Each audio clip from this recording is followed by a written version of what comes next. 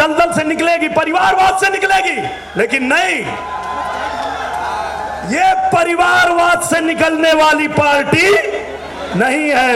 मैं तो अखिलेश यादव जी को हाथ जोड़ के एक समझौता, एक वो देना चाहता हूं, राय देना चाहता हूं कि आप अपने पार्टी का नाम बदल दीजिए, समाजवादी की जगह उसका नाम रखिए परिवारवादी पार्टी। अब भौजी आवे चाहे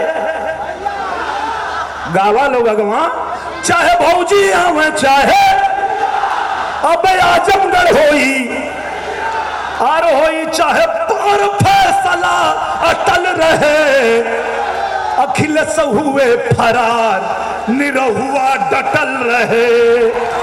संसद भवन में आप गूगल करके देखना, गूगल में मिलेगा आपको कि अखिलेश यादव ने संसद में आजमगढ़ के बारे में कितनी बार बात किया, तो आपको मिलेगा उत्तर 0। कितना? 0। तो उस दिनकर जी की 2 लाइनें याद रखिए, सिमटी बाहों को खोल गरुड़, उड़ने का जब अंदाज बदल, जो हक तेरा है छीन उसे, भिखमंगों की आवाज बदल।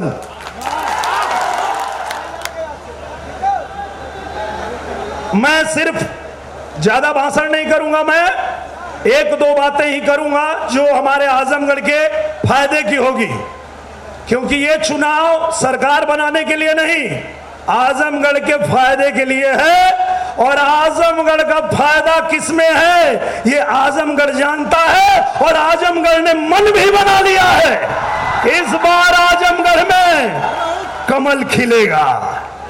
तो आप सब कमल खिलाने को तैयार हैं?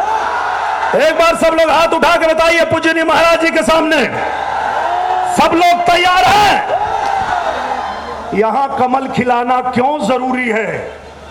यहां कमल खिलाना इसलिए जरूरी है कि लक्ष्मी माई कमल पे बैठ के आवेली।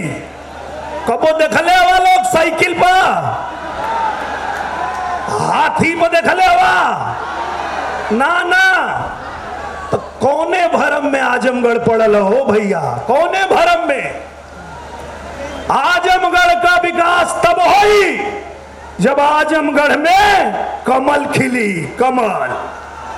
और वही कमल के खिलावे खातिर के हमारे पूजनीय महाराज जी आशीर्वाद दे के मुझे दोबारा भेजे हैं।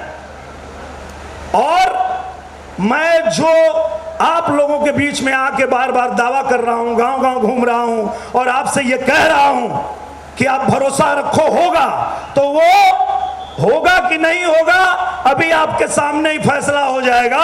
अभी मैं आपके सामने ही पूजनीय महाराज जी से पूछ लेता हूं। पूजनीय महाराज जी, मैं जब इनके बीच में जाता हूं तो मैं इनसे कहता हूं कि आप लोग कमल खिलाओ, जैसे हमारे पूजनीय मोदी जी ने बनारस को चमकाया है, जैसे हमारे पूजनीय योगी आदित्यनाथ जी ने गोरखपुर को चमकाया है। तो मैं मोदी जी का भी बहुत बड़ा भक्त हूं और पूजनीय योगी आदित्यनाथ जी का भी बहुत बड़ा भक्त हूं। इनके चरणों में ले जाके कमल रखूंगा और इनसे कहूंगा कि जैसे विकास, जैसे आपने बनारस को चमकाया, जैसे आपने गोरखपुर को चमकाया, वैसे हमारे आजमगढ़ को चमका दीजिए।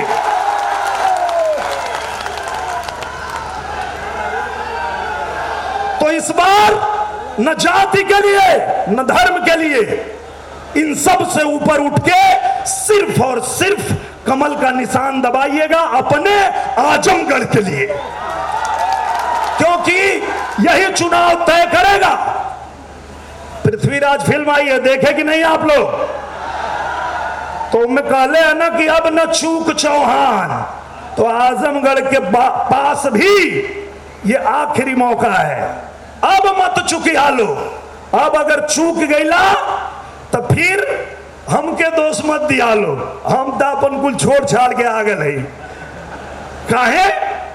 पूजनीय महाराज जी जब कोरोना काल में सारे प्रदेश के मुख्यमंत्री सोचने लगे हम क्या करें, कैसे करें, जो हमारे आजमगढ़ के लोग, बलिया के लोग, देवरिया के लोग, पूर्वांचल के लोग, यूपी के लोग, बिहार के लोग अलग अलग राज्यों में जाते हैं काम करने के लिए, रोजी रोटी के लिए, वो वहां फंस गए। और जब वहां से उनको घर वापस आना हुआ तो बड़ी मजबूरी में थे। तब पूजनीय महाराज जी ने कहा कि मैं सभी लोगों को सुरक्षित लेके अपने उत्तर प्रदेश में आऊंगा, उनके खाने की व्यवस्था करूंगा, उनके रहने की व्यवस्था करूंगा, उनके दवा की व्यवस्था करूंगा। ऐसे हमारे पूज्यनीय योगी आदित्यनाथ जी, हमारा सौभाग्य है, आपका सौभाग्य है। हम लोग भारत के किसी भी राज्य में जाते हैं, बड़े भैया रवि किशन जी जाते हैं, तो लोग कहते हैं कि आप लोग बड़े भाग्यशाली हो कि आपके मुख्यमंत्री पूज्यनीय योगी आदित्यनाथ महाराज जी हैं। वो कहते हैं कि काश हमारे राज्य को भी एक योगी आदित्यनाथ जी जैसे महाराज जी मिल जाते तो हमारा भी कल्याण हो जाता। तो अब पूरे उत्तर प्रदेश का जैसे कल्याण हो रहा है, विकास की लहर दौड़ रही है, वैसे ही आजमगढ़ को भी हमें उस विकास की लहर से जोड़ना है, डबल इंजन की सरकार से जोड़ना है। और इस बार बिना गलती किए आप लोग कमल के निशान वाला बटन दबाइएगा। अच्छा ये बतावा लो, सबके मौका देने वालों 1.5 साल खातिर अपने निरहुआ के एक मौका ना दे सकला लो? 1.5 साल खातिर भरोसा ना है? हाथ उठा के बतावा लो। बस 1.5 साल दे डालो। पूज्यनीय महाराज जी ने कहा है कि चिंता मत करो, जैसे आजमगढ़ में कमल खिलेगा देख लेना किस तरह से तुम्हारा आजमगढ़ चमकता है। वैसे ही पहले इन्होंने सारी सौगात देनी शुरू कर दी है। आजमगढ़ में ही विश्वविद्यालय दे दिया इन्होंने। पूज्यनीय महाराज जी ने सुहेल देव महाराजा के नाम पे ये विश्वविद्यालय दे के राजभर समाज का भी माथा ऊंचा किया है, गौरव बढ़ाया। इसके लिए भी एक जोरदार ताली होनी चाहिए, क्योंकि भारतीय जनता पार्टी हर समाज, हर वर्ग, सबको सम्मान देना जानती है। वहीं एक हमारे बड़े भैया हैं अखिलेश यादव जी, एक दलित युवक को पहले उन्होंने ज्वाइन कराया, टिकट दिया और फिर बेइज्जत करके निकाल दिया। ये हैं अखिलेश यादव जी। हम लोगों को लगा था कि चलो ठीक है, अब ये पार्टी दलदल से निकलेगी, परिवारवाद से निकलेगी, लेकिन नहीं, ये परिवारवाद से निकलने वाली पार्टी नहीं है। मैं तो अखिलेश यादव जी को हाथ जोड़ के एक समझौता, एक वो देना चाहता हूं, राय देना चाहता हूं कि आप अपने पार्टी का नाम बदल दीजिए, समाजवादी की जगह उसका नाम रखिए परिवारवादी पार्टी। समाजवाद का परिभाषा समझते हैं आप? नहीं समझते आप। समाजवाद का मतलब होता है समाज के हर वर्ग को साथ लेके चले, वो समाजवाद है। और वो अगर समाज को एक साथ लेके चलने का कोई काम करता है तो वो एक ही पार्टी है, और वो है भारतीय जनता पार्टी। तो अब भारतीय जनता पार्टी के लिए मैं आया हूं यहां। पूज्यनीय महाराज जी ने, पूज्यनीय प्रधानमंत्री जी ने मुझे एक और अवसर दिया है। अब ये अवसर मैं आप लोगों के पास हाथ जोड़ के विनती करने आया हूं कि दोबारा मौका दिया लो कि ना दिया, भाई एक बार जिता दिया लो। हाँ, पता न आगे मौका मिली कि ना है। चाची लोग, बहन लोग, आखिरी मौका मिला निरहुआ के। ए बहनी कमल का बटन दबैया, भैया हो कमल का बटन दबैया, सोचे में तनिको ना टाइम गवैया, हे दादा कमल के बटन दबैया। और मैं क्यों कहता हूं कि आप कमल का बटन दबाएं, उसके पीछे भी एक कारण है। और वो कारण ये है कि अखिलेश हुए फरार। मौका तो दिया था आपने 3 साल, उनको 5 साल के लिए दिया था, 3 साल में ही फरार हो गए। तो अखिलेश हुए फरार, निरहुआ डटल रहे। अब भौजी आवे चाहे गावा लोग अगवा, चाहे भौजी आवे चाहे, अब आजमगढ़ होई और होई चाहे पर फैसला अटल रहे। अखिलेश हुए फरार, निरहुआ डटल रहे। मैं पूजनीय महाराज जी के चरणों में प्रणाम करते हुए ये कहता हूं, जीवन भर से ही निरहुआ आजमगढ़ के लिए डटा रहेगा, बस अपना आशीर्वाद प्यार दे दीजिएगा। और मैं ये कहता हूं, आप लोगों को वैसा धोखा नहीं दूंगा जो धोखा आप लोगों को बार बार समाजवादी पार्टी देती है। आप लोगों को एक बार गिलानी नहीं होती है, बुरा नहीं लगता है?